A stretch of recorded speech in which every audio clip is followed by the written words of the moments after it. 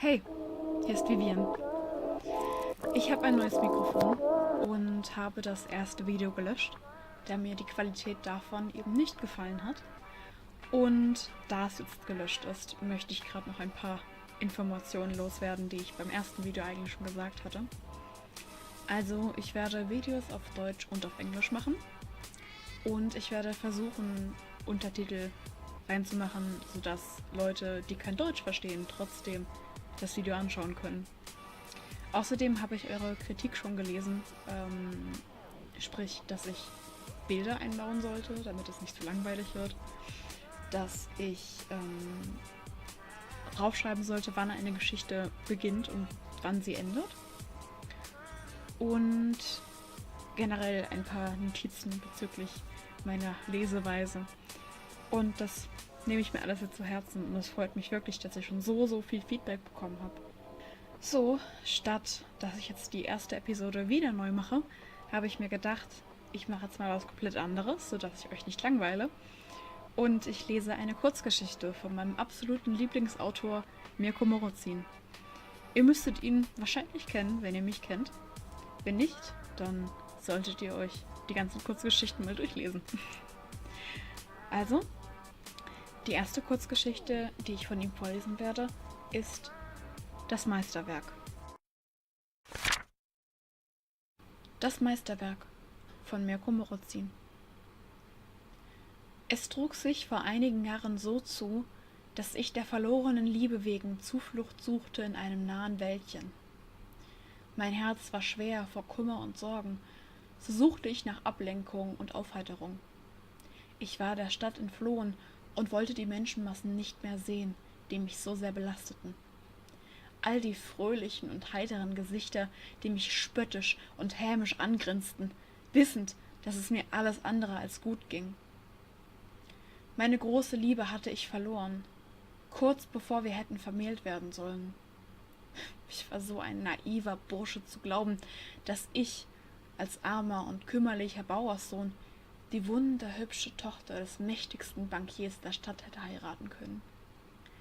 Ihr Vater war all die Zeit über gegen unsere Liaison gewesen. Er verachtete mich und meine ärmlichen Verhältnisse, aus denen ich entstammte. Es war jedoch wahr. Ich besaß nur ein kleines Landgut, ein paar Schafe und Schweine und nichts als den Mut, dieses liebliche Geschöpf heiraten zu wollen. Doch ihre Familie ließ es nicht zu, und als ich sah, dass deswegen kaum ein Hauch von Reue oder Mitgefühl in ihren blauen Augen zu erkennen war, stellte ich fest, dass mich dieses Wesen wohl niemals aufrichtig geliebt hatte. So kehrte ich ihr den Rücken, sagte ihr Lebewohl. Ich verließ die Stadt, die mir einmal mehr nichts als Schaden zufügte, und kehrte aufs Land zurück. Doch zu Hause angekommen, plagten mich Kummer und Verzweiflung, wissend, dass ich meine Liebe verloren hatte.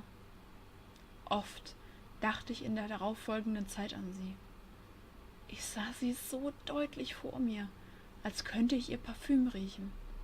Ihr schwarzes, gelocktes Haar, ihr betörender Duft und ihre weißen und makellosen Hände raubten mir jedes Mal aufs Neue den Verstand. Und so wurde sie zu nichts weiter als eine immer blasser und fahler werdende Erinnerung, der ich also damals im Wald nachtrauerte. Meine müden Augen suchten rastlos in dem Geäst der Bäume nach einem Grund der Freude, doch selbst die letzte, störrische rote Farbenpracht des Spätherbstlicht-Farbenspiels vermochte meine Laune nicht bessern zu können. Denn der unbarmherzige Winter stand kurz bevor. So wandelte ich umher, ließ Bächlein und Sträucher hinter mir und gelangte alsbald auf eine lichtere Anhöhe. Der Himmel über meinem Haupt war wolkenverhangen und von einem tristen Grau. Es schien so, als würde wenigstens das Firmament verstehen, wie es in mir aussah. Vor mir ragte ein knochig anmutender und mit Moos und Pilzen bewachsener Baumstumpf aus der Erde. Seine Größe verriet mir, dass es einst ein großer und stattlicher Baum gewesen sein muss. Etwas an diesem Stumpf erregte meine Aufmerksamkeit, also näherte ich mich ihm. Dann fiel mir auf, dass eine welke Rose auf ihm abgelegt wurde. Ich beäugte sie mit einer Mischung aus Faszination und Verwirrung. Wer wohl mochte hier an diesem entlegenen Ort eine Rose abgelegt haben? In diesem Moment nahm ich im Geäst hinter mir ein Geräusch wahr. Ich schrak auf und drehte mich um. Zum Vorschein kam ein älterer Greis mit silbernem Bart und Filzhut. Seine Kleidung verriet ihn als armen Burschen. Sein Gesicht wirkte verlebt und vom Leben gezeichnet. Tiefe Furchen durchzogen seine raue Haut, so wie die Jahresringe einen Baumstamm. Er hielt inne, als er mich dort neben dem Baumstumpf erblickte. Er sagte zunächst kein Wort. Wir sahen uns bloß überrascht an. Endlich wagte ich mich zu sprechen. Ich begrüßte den Alten und fragte ihn, was ihn dazu brachte, diesen entlegenen Ort zu besuchen. Dieser blinzelte bloß und fragte mich wenige Augenblicke später genau dasselbe. Ich wurde etwas verlegen, doch da ich ein ehrlicher Mann war, erzählte ich ihm meine Beweggründe. Als ich endete, wurden die Augen des Alten größer und seine Gesichtszüge nahmen deutlich weichere Konturen an. Er nickte und trat vor den Baumstumpf. Aus dem Inneren seiner mit Flicken und Reparaturen übersäten Jacke nahm er eine frische, blutrote Rose hervor und legte sie auf den Stumpf. Die verwelkte nahm er an sich und versank daraufhin in eine andächtige Pose der Erinnerung. Ich hielt beinahe die Luft währenddessen an. Von diesen Augenblicken ging eine derartige Traurigkeit aus, dass sie allen meinen Kummer beinahe als Nebensächlichkeiten oder Bagatellen degradierten. Ich bemerkte, dass der Alte leise zu weinen begann. Doch es kümmerte ihn nicht, dass ich ihn dabei sehen konnte. Er schämte sich der Tränen wegen vermutlich nicht. Ich fragte mich sehnlichst, was hier an diesem Ort wohl einst geschehen sein mochte. Es gibt nichts Schöneres und gleichzeitig Zerstörerisches als die Liebe, murmelte der Greis plötzlich. Er hob seinen Kopf. Aus seinen Augen strömte eine kaum zu beschreibende Niedergeschlagenheit, so als würde dieser Mann nur noch durch die Trauer am Leben erhalten werden. »Was meinen Sie genau damit?« fragte ich zögerlich. Ich vergrub meine Hände in den Taschen, denn der Wind begann etwas aufzufrischen. Er sah mich weiterhin an. Dann zeigte er stumm auf den Stumpf zu unseren Füßen. Hier stand einst ein stattlicher Baum. Er war der Anfang und der Ende meines Lebens, flüsterte der Alte so leise, dass ich es kaum hören konnte. Dann sah er mich wieder an, eindringlich. »Ich fürchte, ich verstehe nicht ganz, was Sie mir sagen möchten«, erwiderte ich etwas skeptisch. Irgendetwas an diesem Mann war mir nicht ganz geheuer. Wieder musterte er mich von oben bis unten. »Glauben Sie mir, ich bin ein alter Narr. Ich erkenne einen Mann, der Liebe wegen leidet. Und Sie leiden.« Diese Aussage ließ mich erschaudern. Ohne es zu wollen, riss ich verwundert die Augen weit auf. Ehe ich etwas darauf antworten konnte, winkte mich der Alte zu sich, der sich mittlerweile auf einem nahen umgestürzten Baum hatte fallen lassen. Zunächst zögerte ich, da ich immer noch nicht genau wusste, was ich von all dem halten sollte. Doch Neugierde zerrte an meinem unruhigen Gemüt, Neugierde und das Verlangen zu erfahren, was es mit der Rose auf sich hatte. Der Alte schien mich genau zu beobachten, und meine innere Zerrissenheit ließ ihn milde lächeln. »So wie du«, begann er mit kummervoller Stimme, die augenblicklich all meine Zweifel mit einem Wink von meiner Seele wischte, »ging ich auch einst durch den Wald und sah einst jenen Baum dort, von dem nun nicht mehr kündet, als jener trauriger Rest, der aus dem kalten Boden emporragt. Ich war wie du, doch will ich nicht, dass du so wirst wie ich.« Dann begann der Greis bitter an zu schluchzen. Dicke Tränen rannen an seinem verlebten Gesicht herab und verloren sich im krausen Bart. Er stellte ein absolutes Bild des Jammers dar. Ich war zutiefst betroffen, und obwohl ich diesen armen Burschen nicht kannte, fühlte ich all seinen Schmerz. Ich legte endgültig all meine Bedenken ab und ließ mich neben dem unablässig weinenden Alten auf dem Baum nieder. Ich wusste nicht, was ich sagen sollte. Ich merkte nur, wie auch mir die heißen Tränen ins Gesicht schossen. Ich schämte mich ihrer nicht. So versanken wir beide in Trauer, zwei Fremde, verbunden durch den größten Schmerz, den ein Mensch zu erleiden fähig war, den unerbittlichen Schmerz des Verlustes. Nach einigen verstrichenen Augenblicken beruhigten wir uns allmählich, und ich fand zuerst meine Stimme wieder, welche heiser und alles andere als zuversichtlich klang. Was hat es mit diesem Ort auf sich? Was ist hier einst geschehen, das sie derart leiden lässt? Ich verlor jedwede Art von Manier und Anstand. Ich fragte offen und gänzlich ungeniert, nach intimsten und privatesten Dingen, über die für gewöhnlich nur vertraute Freunde miteinander sprachen. Wenn überhaupt. Doch der Alte fühlte sich nicht angegriffen. Im Gegenteil. Mir fiel auf, dass sich seine Gesichtszüge entspannten, so als würde eine jahrelange Bürde, eine jahrelange Last von ihm abfallen. Niemals zuvor sprach ich mit einem Menschen darüber, wissend, dass sie es nicht verstehen würden, denn meine Geschichte konnte nur jemand verstehen, der in seinem Leben die unbändige Kraft der Liebe erfahren durfte und sie wieder entrissen bekam, so wie es mir passierte. Und so, wie es allem Anschein nach auch dir passierte. Er sah mich direkt an. Unsere Blicke trafen sich. Ehrlichkeit und Aufrichtigkeit prägten seine zittrigen Worte. Es schien beinahe so, als könnte er hinter meine Augen direkt in meine Seele blicken. Ich nickte bloß, denn mir fielen keine passenden Worte ein, die ich ihm erwidern konnte. Ich wischte mir mit dem Ärmel durch das rote Gesicht. Mach nicht dieselben Fehler, wie ich sie begangen hatte. Ende nicht so wie ich. Wenn ich wenigstens einen Menschen mit meiner Narretei retten kann, so war mein Leben nicht vollkommen vergebens. Ich schluckte schwer. Niemals zuvor sprach ich mit einem Mann, dessen Worte direkt aus seiner Seele, nicht aus seinem Verstand, der alles zu kontrollieren und zu bewerten versuchte, entsprangen. Sie waren gänzlich ungekünstelt, so rein und erfrischend ehrlich, dass ich ihm verständlich machte, dass es mich sehr freuen würde, seine Geschichte erfahren zu dürfen. So erzählte mir der traurige Greis jene Begebenheit, die sich hier abspielten. Ich schlug den Kragen meines Mantels höher, denn der Wind frischte auf. Ich lauschte eindringlich all seinen Worten, und mir schien es so, dass der Alte mit jedem ausgesprochenen Wort ein bisschen mehr Frieden zurückgewann. Er arbeitete hier vor vielen Jahren als junger Mann in der Nähe als Zimmermann. Seine Fertigkeiten und Kenntnisse in der kunstvollen Bearbeitung des Holzes verbreiteten sich rasch in alle Richtungen. So wurde der Mann nach kurzer Zeit weit über die Grenzen seines Heimatdorfs bekannt. So erfuhr auch eines Tages eine hübsche Kaufmannstochter von dem Geschick jenes Handwerkers. Und ihr Geburtstag stand kurz bevor. Sie erbat von ihrem Vater, dass sie jenen Mann im Wald besuchen dürfe. Ihr Vater, der seine Tochter mehr als alles andere liebte, willigte ein.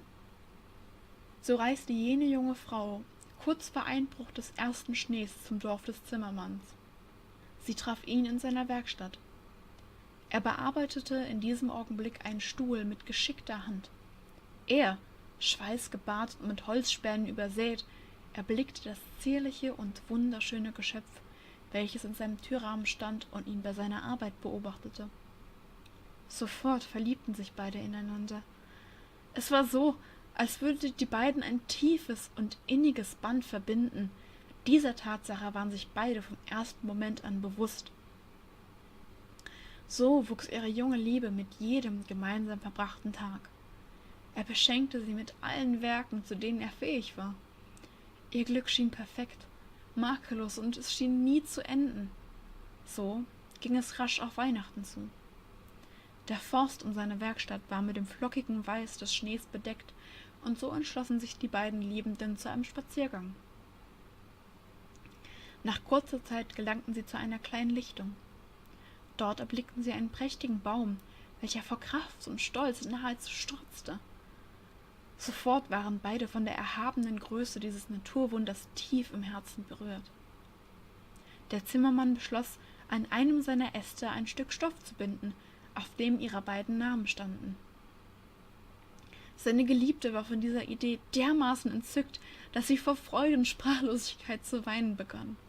So standen sie viele Stunden Arm in Arm vor jenem großen Baum, der ihre unbändige Liebe besiegelte und beschützte.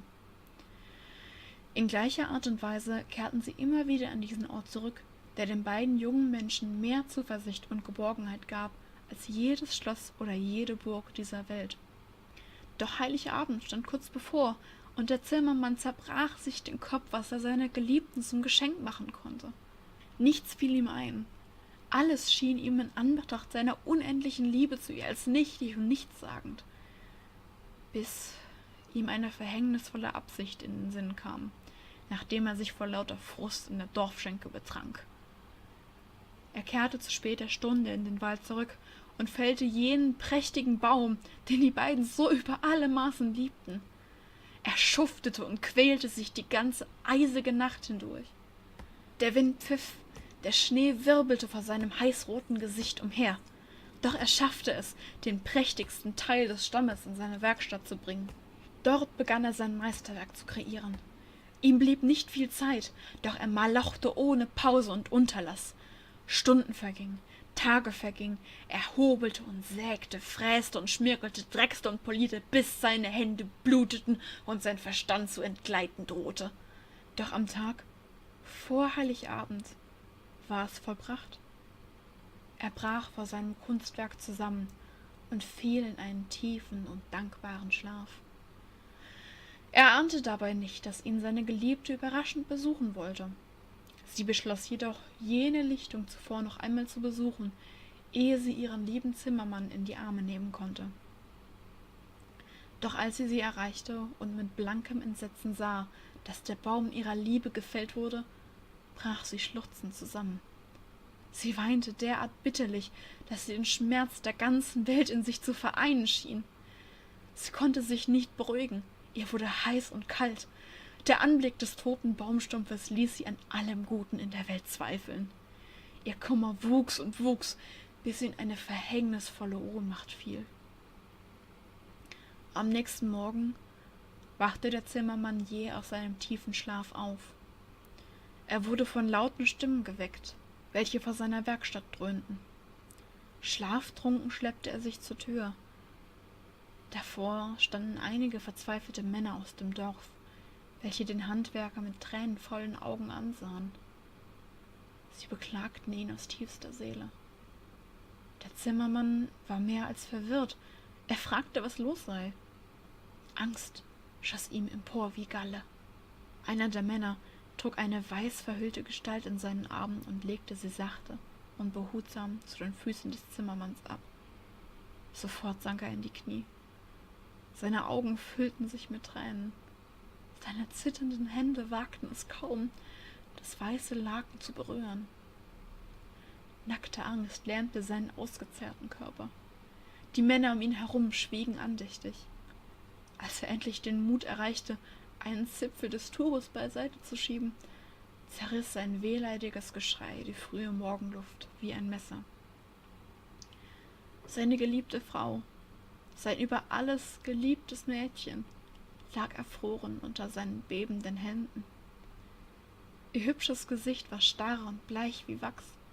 Ihre Augen waren für immer geschlossen. Ihre Lippen waren blau und so kalt wie Stahl. Der Zimmermann zerbrach an diesem Anblick. Die Männer erklärten ihm, dass sie auf der Lichtung gefunden haben. Der Schnee hatte sie bereits bedeckt und sie war zu diesem Zeitpunkt schon tot gewesen. Mit einem Blick, der allen Schmerz der Hölle in sich zu vereinen schien, betrachtete der junge Handwerker sein Meisterwerk. Jenes Meisterwerk, welches nun das größte aller Opfer beanspruchte. Jenes Meisterwerk, welches nun keinen Sinn mehr hatte. Jenes Meisterwerk, welches er im Wahn vollendete. Jenes Meisterwerk, welches sein Leben und das seiner größten Liebe zerschmetterte. Denn niemals wird sie in jenem wundervollen Schaukelstuhl sitzen, den er für sie aus dem Kernholz des prächtigsten Baumes des Waldes geschaffen hatte. Er wird für immer leer bleiben, so wie er für den qualvollen Rest seines Lebens leer bleiben würde, unfähig, jemals wieder mit etwas gefüllt zu werden.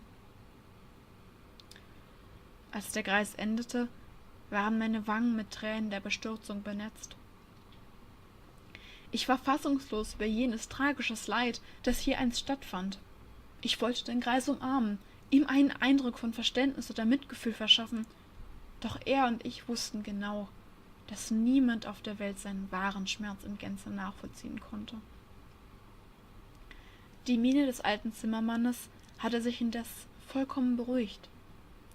Es schien fast so, als hätte er endlich, nach all den vielen Jahren des stummen Leidens, Frieden gefunden.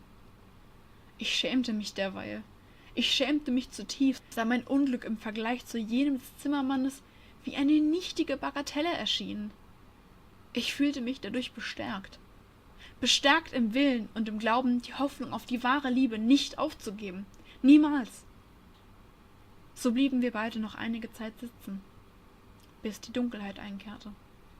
Es frischte auf, es wurde immer kälter und der Wind immer eisiger. Mit eng zusammengekniffenen Augen fragte ich den Greis, ob er mich in eine Schenke begleiten wollte. Doch er schüttelte nur sachte mit dem Kopf. »Sie können doch nicht die ganze Nacht hier sitzen bleiben. Es soll sehr kalt werden. Es wird ein Sturm aufziehen. Der kommende Tag soll sehr frostig werden.« Ich stand wankend auf, vergrub meine frierenden Hände in den Taschen meines Mantels. Ich zitterte wie Espenlaub, doch der Greis blieb weiterhin vollkommen ruhig. Still und regungslos blieb er sitzen. »Weißt du«, sprach er endlich mit herzlicher Stimme, »der kommende Tag wird ein guter werden. Morgen jährt sich der Tag, an dem wir uns zum ersten Mal sahen.« Und dann lächelte er.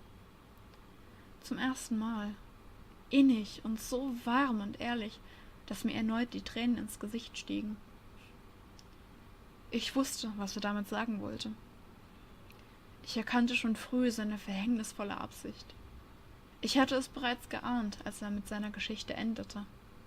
Ich wollte noch etwas erwidern, ihm mitteilen, dass sein Begehr irrsinnig sei. Doch ich wusste, dass ich mich dabei irrte. Es klang auf eine eigenartige Art und Weise so plausibel, so rechtschaffen, so menschlich. Er wollte es so. Es war seine Entscheidung, und ich respektierte seinen letzten Schiedsspruch mit aller Ehrerbietung und tiefster Anerkennung. Zum Abschied reichte ich ihm meine Hand, doch stattdessen erhob er sich ächzend und umarmte mich mit einer noch niemals zuvor erlebten Intensität. »Ich danke dir«, murmelte er ächzend in mein Ohr. »Denke an meine Worte. Denke an die Worte eines Narren.« Unsere Blicke trafen sich ein letztes Mal. Die Lebenskraft seiner Augen war nun beinahe gänzlich verblasst, doch ich befürchtete, dass er sie bereits an jenem verhängnisvollen Tag vor all jenen Jahrzehnten verloren hatte. Ich nickte stumm, unfähig auch nur ein weiteres Wort zu sagen, denn mir fielen keine Worte mehr ein. Dann entfernte ich mich schweigend von der Lichtung und überließ den Alten seinem selbstgewählten Schicksal. Die rote Dämmerung wich allmählich dem unbarmherzigen Schwarz der einkehrenden Nacht. Ich drehte mich ein letztes Mal um, und dort sah ich den Alten mittlerweile auf dem Boden kauern, so wie einst seine große Liebe vor dem Baumstumpf in sich zusammensank und vor Kummer starb. Der Ort ihrer Liebe, der Ort seiner Niederlage, der Ort seiner größten Torheit, der Ort ihres Todes sollte nun auch zu dem seinigen werden.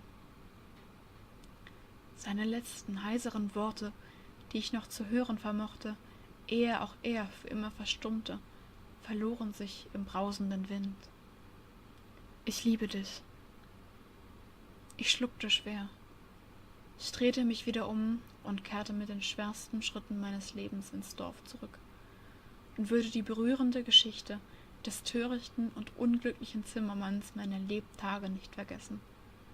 Denn Weihnachten stand bevor. Die Zeit der Liebe. So, meine Lieben, das war jetzt ein ziemlich langes Video. Ich hoffe, es hat euch gefallen. Und wenn euch die Geschichte gefallen hat, ich bin mir sicher, der werte Herr Morozin freut sich sehr über euer Feedback. Und wenn euch das Video gefallen hat, freue ich mich sehr über ein Gefällt mir oder vielleicht sogar ein Abonnement. Bis zum nächsten Mal. Ich wünsche euch noch einen ganz schönen Tag.